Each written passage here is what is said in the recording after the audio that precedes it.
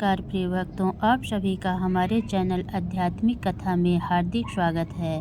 आज के इस पावन वीडियो में हम आपके लिए लेकर आए हैं सोमवार व्रत की पवित्र और फलदायी कथा, जिसका श्रवण और पालन करने से भगवान शिव की विशेष कृपा प्राप्त होती है और मनोकामनाएं पूर्ण होती हैं और जीवन में सुख शांति व समृद्धि आती है। तो आइए श्रद्धा और विश्वास के साथ इस सोमवार व्रत की कथा का श्रवण करते हैं और भोले बाबा का आशीर्वाद प्राप्त करते हैं। सोमवार व्रत कथा। अमरपुर नगर में एक धनी व्यापारी रहता था। दूर दूर तक उसका व्यापार फैला हुआ था। नगर में उस व्यापारी का सभी लोग मान सम्मान करते थे। इतना सब कुछ होने पर भी वह व्यापारी अंतर्मन से बहुत दुखी था, क्योंकि उस व्यापारी का कोई पुत्र नहीं था। दिन रात उसे एक ही चिंता सताती रहती थी, उसकी मृत्यु के बाद उसके इतने बड़े व्यापार और धन संपत्ति को कौन संभालेगा।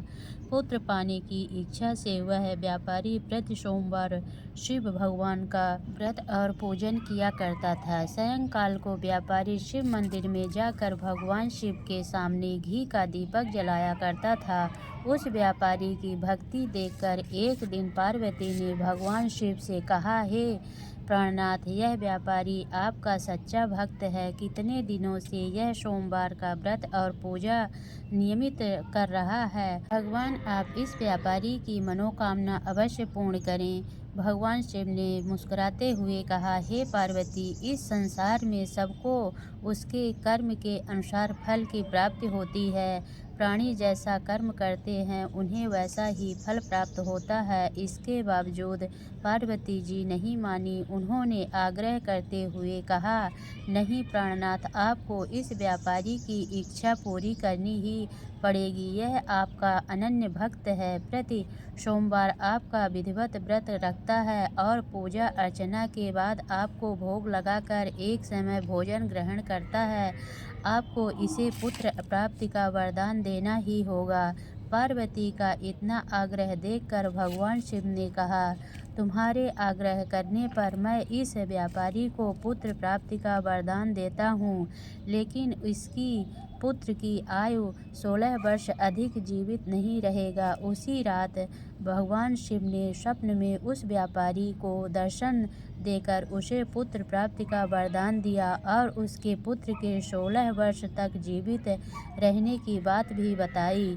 भगवान के वरदान से व्यापारी को खुशी तो बहुत हुई, लेकिन पुत्र की अल्प आयु की चिंता ने उस खुशी को नष्ट कर दिया। व्यापारी पहले की तरह सोमवार का विधिवत व्रत करता रहा। कुछ महीनों पश्चात उसके घर अति सुंदर पुत्र उत्पन्न हुआ। पुत्र जन्म से व्यापारी के घर में खुशियां भर गई। बहुत धूमधाम से पुत्र जन्म का समारोह मनाया गया। व्यापारी को पुत्र जन्म कोई अधिक खुशी नहीं हुई, क्योंकि उसे पुत्र की अल्प आयु के रहस्य का पता था। यह रहस्य घर में किसी को नहीं मालूम था।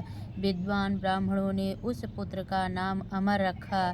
जब अमर 12 वर्ष का हुआ तो शिक्षा के लिए उसे वाराणसी भेजने का निश्चय हुआ।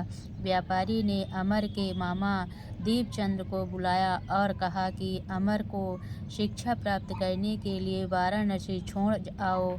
अमर अपने मामा के साथ शिक्षा प्राप्त करने के लिए चल दिया। रास्ते में जहाँ भी अमर और दीपचंद रात्रि विश्राम के लिए ठहरे, वहीं यज्ञ करते और ब्राह्मणों को भोजन कराते थे।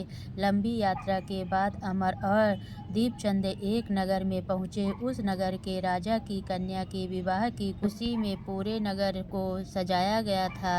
निश्चय समय पर बारात आ गई, लेकिन वर का पिता अपने बेटे के एक आंख से काने होने के कारण बहुत चिंतित था। उसे इस बात का भय सता रहा था कि राजा को इस बात का पता चले पर कहीं वह विवाह से इनकार न कर दे, इससे उसकी बदनामी होगी। वर के पिता ने अमर को देखा तो उसके मस्तिष्क में एक विचार आया। उसने सोचा, क्यों न इस लड़के को दूल्हा बनाकर राजकुमारी से विवाह करा दूं। विवाह के बाद उसको धन देकर विदा कर दूंगा और राजकुमारी को अपने नगर में ले आऊंगा। वर के पिता ने उसी संबंध में अमर और दीपचंद से बात की। दीपचंद ने धन मिलने के लालच में वर के पिता को बात स्वीकार कर ली। अमर को दूल्हे के वस्त्र पहनाकर राजकुमारी चंद्रिका से विवाह करा दिया गया। राजा ने बहुत सा धन देकर राजकुमारी को विदा किया। अमर जब लौट रहा था तो सच नहीं छिपा सका और उसने राजकुमारी की ओढ़नी पर लिख दिया, राजकुमारी चंद्रिका, तुम्हारा विवाह तो मेरे साथ हुआ था।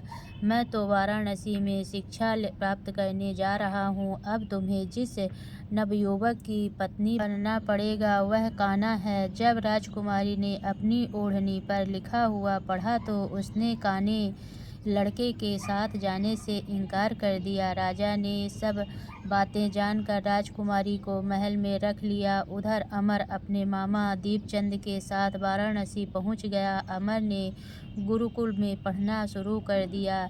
जब अमर की आयु 16 वर्ष पूरी हुई तो उसने एक यज्ञ किया। यज्ञ की समाप्ति पर ब्राह्मणों को भोजन कराया और खूब अन्न वस्त्र दान किए। रात को अमर अपने शयन कक्ष में सो गया। शिव के वरदान के अनुसार शयनावस्था में ही अमर के प्राण पखेरु उड़ गए। सूर्योदय पर मामा अमर को मृत देखकर रोने पीटने लगा। आसपास के लोग भी एकत्र होकर दुखी प्रकट करने लगे। मामा के रोने और विलाप करने के स्वर समीप से गुजरते हुए भगवान शिव और माता पार्वती ने भी सुने। पार्वती जी ने भगवान से कहा, प्राणनाथ, मुझसे इसके रोने की स्वर सहन नहीं हो रहे, आप इस व्यक्ति के कष्ट अवश्य दूर करें। भगवान शिव ने पार्वती जी के साथ अदृश्य रूप में समीप जाकर अमर को देखा तो पार्वती जी से बोले, पार्वती, यह तो उसी व्यापारी का पुत्र है। मैंने इसे 16 वर्ष की आयु का वरदान दिया था, इसकी आयु तो पूरी हो गई। पार्वती जी ने फिर भगवान शिव से निवेदन किया, हे प्राणनाथ, आप इस लड़के को जीवित करें, नहीं तो इसके माता पिता पुत्र की मृत्यु के कारण रो रो कर अपने प्राणों का त्याग कर देंगे। इस लड़के का पिता तो आपका परम भक्त है, वर्षों से सोमवार व्रत करते हुए आपको भोग लगा रहा है। पार्वती के आग्रह करने पर भगवान शिव ने उस लड़के को जीवित होने का वरदान दिया और कुछ ही पल में वह जीवित होकर उठ बैठा। शिक्षा समाप्त कर अमर मामा के साथ अपने नगर की ओर चल दिया। दोनों चलते हुए उसी नगर में पहुँचे जहाँ अमर का विवाह हुआ था।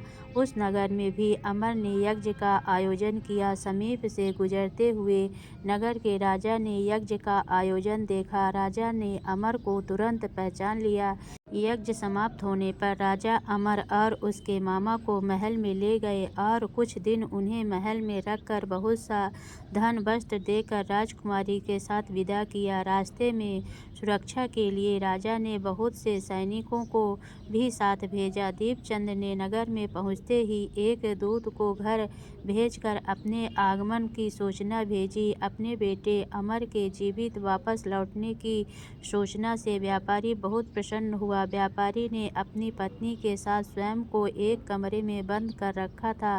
भूखे प्यासे रहकर व्यापारी और उसकी पत्नी बेटे की प्रतीक्षा कर रहे थे। उन्होंने प्रतिज्ञा कर रखी थी कि यदि उन्हें अपने बेटे की मृत्यु का समाचार मिला तो दोनों अपने प्राण त्याग देंगे। व्यापारी अपनी पत्नी और मित्रों के साथ नगर के द्वार पर पहुंचा। अपने बेटे के विवाह का समाचार सुनकर पुत्रवधू राजकुमारी चंद्रिका को देखकर उसकी खुशी का ठिकाना न रहा। उसी रात भगवान शिव ने व्यापारी के स्वप्न में आकर कहा, हे सेठ, मैंने तेरे सोमवार के व्रत करने और व्रत कथा सुनने से प्रसन्न होकर तेरे पुत्र को लंबी आयु प्रदान की है। व्यापारी बहुत प्रसन्न हुआ। सोमवार का व्रत करने से व्यापारी के घर में खुशियां लौट आई। शास्त्रों में लिखा है कि जो भी स्त्री पुरुष सोमवार का विधिवत व्रत करते हैं और व्रत कथा सुनते हैं उनकी सभी इच्छाएं पूरी होती है। जैसे सेठ ने भोलेनाथ, जैसे आपने सेठ पर अपनी कृपा की है वैसे सब पर करना। तो बोलिए भोलेनाथ की जय, बोलो पार्वती माता की जय।